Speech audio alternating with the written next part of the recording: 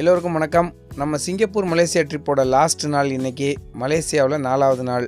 இன்றைக்கி Malaysia city tour, evening shopping, night flight பிடிச்சி சென்னைக்கு போய்கிட்டே இருக்கோம்.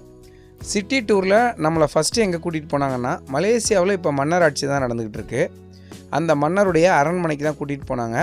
அரண்மனைக்கு உள்ளே போகிறதுக்கு அனுமதி இல்லை, வாசலில் நின்று அரண்மனையை பார்க்கலான்னு சொன்னாங்க. அதே மாதிரி நிறையா மக்கள் இருந்தாங்கன்னா அந்த மக்களுக்கு மரியாதை செலுத்துறதுக்கு மன்னர் வெளியில் வந்துட்டு போவார்னு சொன்னாங்க. அது மாதிரி நாங்கள் போய் நின்னப்போ கரெக்டாக அந்த மன்னர் வந்துட்டு போனார். அந்த மெரூன் கலர் கார் போகுது பார்த்திங்களா, அதில் தான் மன்னர் இருக்கார் அப்படின்னு சொன்னாங்க.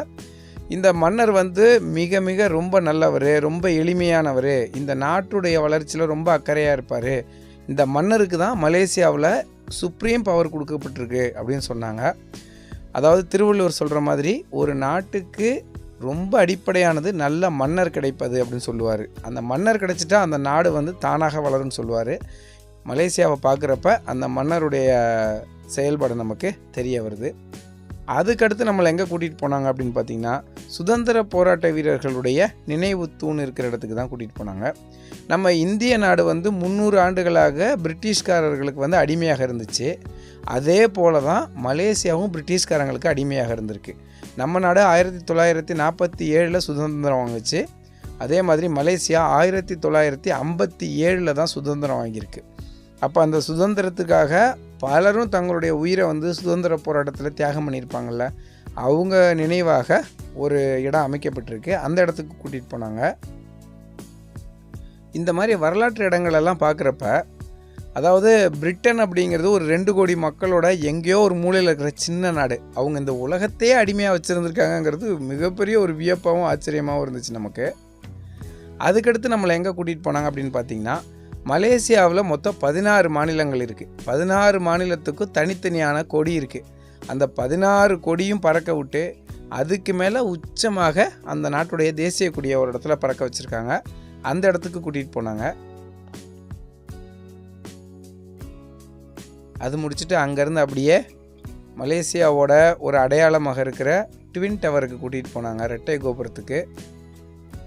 அதற்கு அடியில் நின்று எல்லோரும் ஃபோட்டோஸ்லாம் நிறைய எடுத்துக்கிட்டாங்க. இதுதான் அந்த ரெட்டை கோபுரம். இங்கேருந்து நம்மளை அடுத்து சாக்லேட் ஃபேக்ட்ரிக்கு கூட்டிகிட்டு போனாங்க. ஒரிஜினல் சாக்லேட்ஸ்லாம் கிடைக்கும் அப்படின்னு சொல்லி கூட்டிகிட்டு போனாங்க. நம்ம நண்பர்கள்லாம் ரொம்ப ஆர்வமாக போயிட்டுருக்காங்க சாக்லேட் வாங்குறதுக்கு.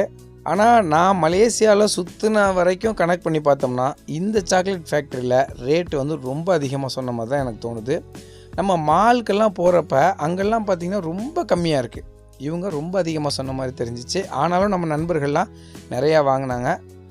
வாங்க, இந்த சாக்லேட் ஃபேக்ட்ரிக்குள்ளே ஒரு கைடு நமக்கு எல்லாமே அந்த சாக்லேட்ஸ் பற்றி எக்ஸ்ப்ளனேஷன் பண்ணி அது எப்படி தயார் பண்ணுறாங்க, எவ்வளோ ரேட்டுக்கு விற்கிறாங்க, எப்படி வாங்கலாம் அப்படிங்கிறதெல்லாம் நமக்கு எக்ஸ்பிளைன் பண்ண போகிறாரு. வாங்க, அதை லைவாக கேட்கலாம். வணக்கம், எல்லாம் நல்லா இருக்கீங்களா? அப்படி எல்லோரும் நல்லா இருக்கணும். நான் தான் உங்கள் கைட். நான் உங்களை கைட் பண்ணுறேன். அதுக்கப்புறமா நம்ம உள்ள போய் ஒவ்வொரு ஷேப்பில் ட்ரை பண்ணுவோம். அதுக்கு முன்பதாக சாக்லேட் எப்படி ப்ராசஸ் பண்ணி வச்சுன்னு உங்களுக்கு நான் சொல்லிடுறேன். ஓகே சார் மேடம், இது நம்மளோட கொக்கோ பழம். இது கொக்கோ பழம். சரிங்களா? இந்த கொக்கோ பழம் பழுத்ததுக்கு அப்புறம் பழத்தை அறுத்து உள்ளுக்குள்ள விதைகள் எடுத்து 5லேருந்து 7 நாள் வரைக்கும் நம்ம காய வைப்போம். காய வச்சதுக்கு அப்புறம் நம்ம என்ன பண்ணுவோம், ஹைஜன் ப்ரோபோஸ் ப்ராசஸ்னு ஒரு ப்ராசஸ்க்கு அனுப்புவோம். அந்த ப்ராசஸ் பண்ணதுக்கு அப்புறம் நம்மளுக்கு 3 விதமான சாக்லேட் கிடைக்கும். Dark chocolate, milk chocolate, white chocolate. Okay, dark chocolate நம்ம ஹார்ட்க்கு ரொம்ப நல்லது, ஒயிட் சாக்லேட் நம்ம ஸ்கின்க்கு ரொம்ப நல்லது. நம்ம சாக்லேட் ஸ்பெஷல் என்னன்னு கேட்டீங்கன்னாக்கா பியூர் வெஜிடேரியன் சாக்லேட். பியூர் வெஜ்னாக்கா நம்ம சாக்லேட் எக் அண்ட் ஜெலட்டின் இது 3மே கிடைக்கல. அதனால நம்ம சாக்லேட் பியூர் வெஜிடேரியன். அது மட்டும் இல்லாம நம்ம சாக்லேட் மெல்ட் ஆகாது. எப்படி மெல்ட் ஆகாதுன்னா எங்க ரூம் டெம்பரேச்சர் வச்சீங்கன்னாக்கா மெல்ட் ஆகாது. சார் மேடம், நம்ம உள்ளுக்கு போறதுக்கு முன்பு நம்மளோட ப்ராடக்ட்டும் நம்மளோட பேஸ் செல்லர் சாக்லேட்டும் உங்களுக்கு நான் சொல்லிடுறேன். ஓகே, இங்க பேஸ் செல்லர் நம்பர் 1 சாக்லேட்னா இதுதான் திராமிசு சாக்லேட். ஓகே, இந்த திராமிசு சாக்லேட்ல 3 விதமான சாக்லேட் இருக்கும். Dark, milk, white. அப்புறமா என்னோட ஃப்ரெண்ட்ஸ் உங்களுக்கு ஒவ்வொரு சாம்பிளா கொடுப்பாங்க. முதல் சாம்பிளை வாங்கி ட்ரை பண்ணுங்க. அப்புறமா நீங்க பர்ச்சேஸ் பண்ணத பத்தி யோசிக்க என்ன பண்ணீங்க தான் சரியா? ஓகே, இது திராமிசுக்கு அடுத்து ரெண்டாவதா இது ரெண்டாவது பெஸ்ட். எப்படின்னாக்கா இது மலேசியன் ஜின்சன் சாக்லேட் டோங்காட் அலின்னு சொல்லுவாங்க. ஓகே, இது good for body energy, blood circulation and kidney. அது மட்டும் இல்லாம இது மலேசியா ஹனிமூன் சாக்லேட் சொல்லுவாங்க. அதாவது நம்ம ஊர் பதில் சொல்லணும்னா செட்டக்குருவி லேடியா. என்ன ஒரு ஆனந்தம் அம்மாவுக்கு. சிட்டுக்குருவி முத்தம் கொடுத்து. ஓகே, அதுக்கடுத்து நம்ம கிட்ட இங்க பிளேன் சாக்லேட்டா இருக்கு. ஓகே, இது பியூர் மில்க், இது பியூர் ஒயிட், இது வந்து பியூர் டார்க் சாக்லேட். டார்க்னாக்கா 99% டார்க். பியூர் கொக்கோ எப்படி தெரியுமா இருக்கும்? வேப்பிலை சாப்பிடுறீங்களா? வேப்பிலை அந்த கசப்பு இதுல இருக்கும். ஆனா இது நம்ம ஹார்ட்க்கும் ஹெல்த்துக்கும் ரொம்ப நல்லது. சைனாக்காரவங்க விரும்பி இதை தான் சாப்பிடுவாங்க. இப்போ ஒரு லைன்ல வந்தீங்கன்னா ஒவ்வொன்றா ட்ரை பண்ணலாம். வாங்க, ஒரே லைன்ல வாங்க. ஓகே, முத உங்களுக்கு நாங்க கொடுக்கறது சாப்பிடுறதுக்கு நம்மளுடைய best seller tiramisu chocolate. Okay, tiramisu கருத்து ரெண்டாவதா உங்களுக்கு கொடுக்கறது ஒயிட் சாக்லேட்ல கருப்பு எள்ளு இருக்கும், அதாவது வெள்ளை சாக்லேட்ல கருப்பு எள்ளு. மூணாவதா கொடுக்கறது பாதாம் சாக்லேட்.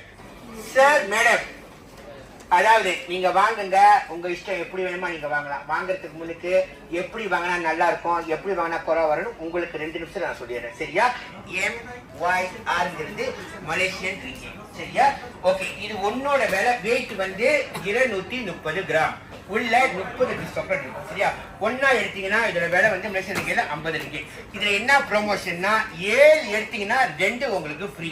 ரெண்டாவது, நம்ம யாருக்கும் கொடுக்க ஃப்ரெண்ட்ஸுக்கு, ஆபீஸ் ஸ்டாஃப்க்கு, நம்மளோட முக்கியமான பக்கத்து வீட்டுக்காரங்களுக்கு. சரியா?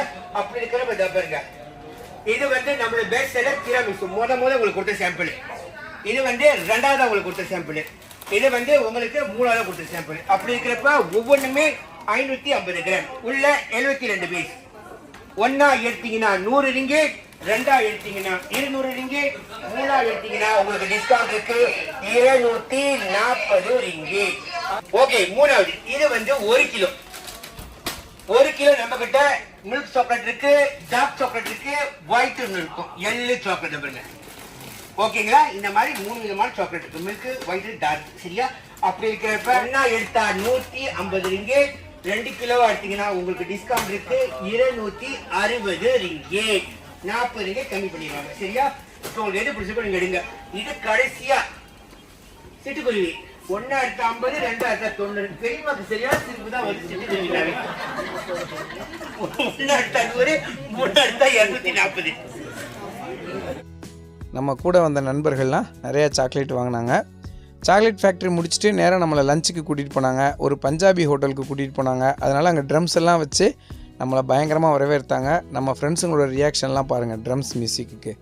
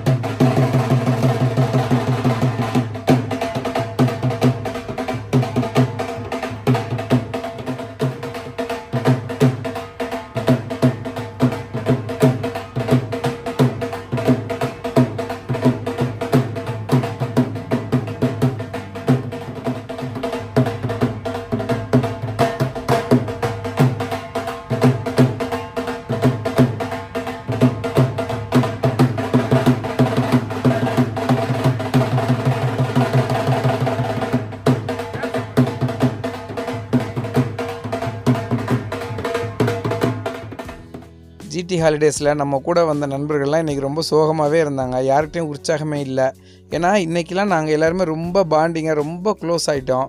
இன்றைக்கி நைட்டு எல்லாருமே பிரிய போகிறோம் அப்படிங்கிறத நினைக்கிறப்போ எல்லாருக்குமே ஒரு சோகம் இருந்துச்சு. அந்த உற்சாகம் வந்து எல்லார்ட்டையுமே மிஸ் ஆனதை நம்ம பார்க்க முடிஞ்சிச்சு, உணர முடிஞ்சிச்சு. லஞ்சு முடிச்சுட்டு நம்மளை வந்து கொண்டு போய் ஒரு மாலில் விட்டாங்க, டைம் ஸ்கொயர் மால் அப்படின்னு சொல்லிட்டு. நிஜமாலுமே ரேட்டு எல்லாமே ரொம்ப கம்மியாக தான் இருந்துச்சு.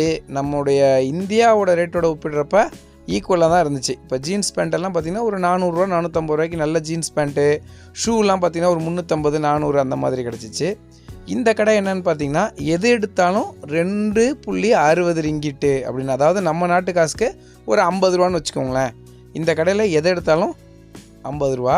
இதுக்குள்ளே நிறையா சுற்றி பார்த்தோம், ஆனால் நமக்கு தேவையான மாதிரி எந்த பொருளும் கிடைக்கல.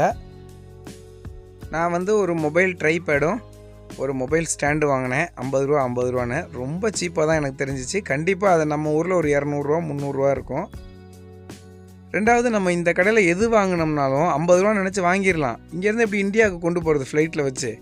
அதனால் சும்மா நம்ம சுற்றி பார்த்துட்டு வேடிக்கை பார்த்துட்டு வர்றது தான் சரியாக இருந்துச்சு. அதனால் நாங்களும் அதை தான் செஞ்சோம். அப்புறம் இந்த மால்குள்ளேயே ஒரு சாக்லேட் கடை இருந்துச்சு.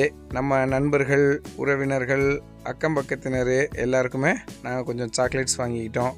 ஒரு நினைவாக இருக்கட்டும் அப்படின்னு சொல்லிட்டு மலேசியாவோட அந்த படம் போட்ட பாக்ஸில் சாக்லேட் வாங்கிட்டோம். அதுக்கடுத்து நம்மளை அங்கே பக்கத்தில் இருக்கிற மஜித்துக்கு கூட்டிகிட்டு போனாங்க. அதுக்கு போகிற வழியில் ஒரு பெரிய அரசு மாளிகை இருந்துச்சு. அதையும் நம்மளை காட்டினாங்க. எவ்வளோ சூப்பராக இருக்குது பாருங்கள். அந்த வழி எவ்வளோ அழகாக இருக்குது, அந்த அமைப்பு எவ்வளோ அழகாக இருக்குது, ரொம்ப அருமையாக இருந்துச்சு. நாங்கள் யாரும் மஜித்துக்கு உள்ளே போய் பார்க்கல. ஏன்னா இங்கேருந்து ஏர்போர்ட்டுக்கு வந்து ஒரு 2 ஹவர்ஸ் ரன்னிங் டைம் இருக்குது. அதனால் சும்மா பார்த்துட்டு வாங்கன்னு சொன்னாங்க. அதனால் வெளியிலேயே நின்று பார்த்துட்டு எல்லோரும் வந்துட்டோம். சில பேர் அங்கே நின்று ஃபோட்டோஸ் மட்டும் எடுத்தாங்க. மற்றபடி அங்கே எதுவுமே பார்க்கல. டக்குன்னு அங்கேருந்து கிளம்பிட்டோம். நைட்டுக்கு வந்து ஜிடி ஹாலிடேஸ்லேருந்து நமக்கு ஃபுட்டு வந்து பார்சல் பண்ணி எடுத்துக்கிட்டாங்க. வெஜ் பிரியாணியும் ரைத்தாவும் ஆளுக்கு ஒரு பார்சல் ஒன்று கொடுத்துட்டாங்க. ஏர்போர்ட்டில் வந்து இறங்கியாச்சு. மலேசியா ஏர்போர்ட்டில் இங்கேருந்து இப்போ நம்ம சென்னை கிளம்புறோம். அந்த டூர் வந்த அன்னைக்கு எல்லார் முகத்துலையும் எப்படி ஒரு உற்சாகமும் ஒரு குதூகலமும் ஒரு மகிழ்ச்சியும் இருந்துச்சோ அது எல்லாமே மிஸ் ஆயிடுச்சு. ஏன்னா எல்லோரும் ஒன்றாவே இருந்துட்டு 7 நாளும் அவ்வளோ அன்பாக இருந்தோம் எல்லாருமே. இப்போ கிளம்புறோம் அப்படிங்கிறது எல்லாருக்குமே கொஞ்சம் கஷ்டமாக தான் இருந்துச்சு. அதுதான் அன்புடைய சிறப்பு. நீங்கள் எந்த உயிர்னு பார்க்காம, யாருன்னு பார்க்காம, எந்த அடையாளத்தையும் பார்க்காம யார் மேலே அன்பு செலுத்தினாலும் அந்த அன்பு நமக்கு திரும்ப ரொம்ப ரெட்டிப்பாக கிடைக்கும் அப்படிங்கிறத இந்த டூரில் நம்ம தெரிஞ்சுக்கிட்டோம்.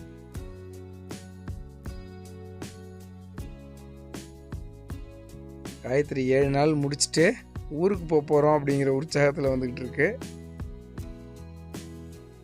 அவ்வளோதான். நைட்டு நம்ம ட்ராவல் பண்ணி சென்னை வந்து சேர்ந்தாச்சு. நிஜமாலுமே பிரியா விடைன்னு தான் சொல்லணும். அவ்வளோ அன்பாக நானும் நம்ம டூர் மேனேஜரும் அவ்வளோ நேரம் உட்காந்து ஃப்ரண்ட் சீட்லேயே உட்காந்து பேசிக்கிட்டே வந்தோம். பாய் எல்லாம் விடை பெற்றுட்டு பிரியா விடை பெற்றுட்டு கிளம்பிட்டாங்க. நாங்கள் நைட்டு 10 மணிலேருந்து காலையில் 7:30 மணி வரைக்கும் சென்னை ஏர்போர்ட்டில் உட்காந்துட்டு இருந்தோம். தூங்கவே இல்லை. ரொம்ப டயர்டாயிருச்சு. எப்படா வீட்டுக்கு போய் சேருவோம் அப்படின்னு ஆகிப்போச்சு. அப்புறம் காலையில் 7:30 மணிக்கு நமக்கு ஃப்ளைட்டு. திரும்ப கொண்டு வந்து 8:15 கோயம்புத்தூரில் இறக்கி விட்டாங்க. கோயம்புத்தூர் ஏர்போர்ட்லேருந்து ஒரு டாக்ஸியை பிடிச்சி நேராக வீட்டுக்கு வந்து சேர்ந்துட்டோம் நல்லபடியாக. எல்லாருமே இந்த சிங்கப்பூர் மலேசியா ட்ரிப்பை யூடியூப்பில் பார்த்து நம்ம சேனலில் பார்த்து கண்டிப்பாக சந்தோஷப்பட்டிருப்பீங்கன்னு நம்புகிறேன். என்னால் முடிஞ்ச அளவு ஸ்வீட் அண்ட் ஷார்ட்டாக வீடியோஸ்லாம் கொடுத்தேன். எல்லோரும் நல்லா மகிழ்ச்சி அடைஞ்சிருப்பீங்க. உங்களுடைய நிறை குறைகள் என்ன இருந்தாலும் சொல்லுங்கள். வீட்டுக்குள்ளே வந்தாச்சு. மீண்டும் ஒரு பதிவில் சந்திக்கலாம். வணக்கம். அன்புடன்